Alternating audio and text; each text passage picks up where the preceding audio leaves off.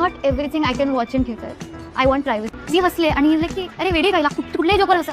I don't want people judging हे. Right, घाणेरड्या थिएटरमध्ये बघायचं नाही आहे, मज्जाच चालली जाते. चांगले थिएटर अतिशय महाग आहे. तर मग अदलमधल्यापेक्षा मी OTTवर छान सुंदर हेडफोन्समध्ये ऐकून मस्त माझ्या ब्लँकेटमध्ये रात्री 3 वाजता. बरं, सिनेमा जेव्हा तुम्ही सिनेमागृहात जाऊन बघता तो एक इव्हेंट आहे, कळतंय का? म्हणजे तुम्ही एक्सपिरियन्स करताय, you are feeling the other life. तुम्ही तो एक्सपिरियन्स घेताय ना. म्हणजे तुम्ही जेव्हा थिएटरच्या बाहेर आला तर अर्धा मिनटं का होईना तुम्ही ते लीड कॅरेक्टरच जगत असता. म्हणजे जर कोणी तुम्हाला त्या लीड कॅरेक्टरच्या नावाने आवाज दिला ना, तुम्ही वळून बघा. ही जादू आहे सिनेमांची, आणि ती जादू तुम्ही अनुभवता जेव्हा तुम्ही तो सिनेमागृहात बघता.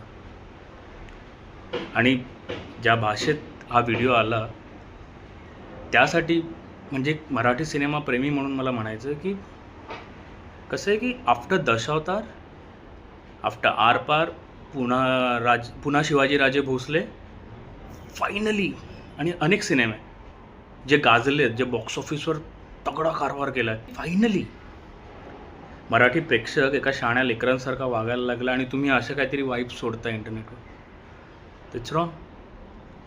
अनेक तंत्रज्ञ, ते हे दिग्दर्शक, कलाकार मंडळी, तंत्रज्ञ हे का करतात की तुम्ही त्या गोधडीत बसून सिनेमाचा अनुभव TV वर घ्यावा किंवा लॅपटॉपवर घ्यावा किंवा ते एवढ्याशा स्क्रीनवर घ्यावा मेट्रोमध्ये बसून? नाही ना. ते यासाठी करतात की तुम्ही सिनेमागृहात येऊन तो अनुभव घ्यावा. म्हणजे मे बी जेन्झींना माहिती नसेल या, पण आम्हाला मिलेनियल्सला माहिती आहे की आम्ही बघितलं आहे की सिंगल स्क्रीनमध्ये जेव्हा लागायचे सिनेमे तेव्हा त्या रांगेमध्ये असे वरती चढून माणसं वगैरे ते सिनेमांचे तिकीट, आम्ही लहान होतो, एवढेशे होतो, पण ते बघितलं आहे, तो क्रेज बघितला आहे. आणि हे मराठी सिनेमांसाठी झालं आहे. तर कौतुक आहे, अभिमान आहे आम्हाला. आणि असंच वाटतं की ते दिवस परत आलेत. आणि ते असेच, आता हा जो ग्राफ चालला आहे ना वरती, हा असाच राहावा. हे मध्ये हे वाईब्स नको आहेत हे असले. तुमचं वैयक्तिक मत आहे, I am not sorry for it.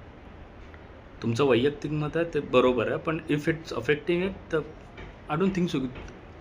आणि या व्हिडिओवर ना बऱ्याच इंडस्ट्रीतल्या लोकांचंही लाईक आले, ते बघून मला फार आश्चर्य वाटलं ॲक्च्युली.